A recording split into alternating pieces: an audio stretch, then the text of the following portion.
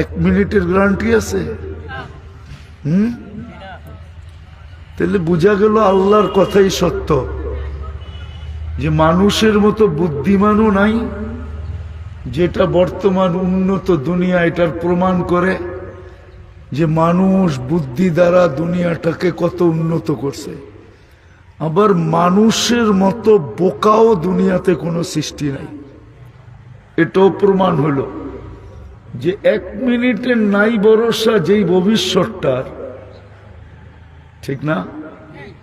ওটাকে সামনে নিয়ে কতই না পরিশ্রম।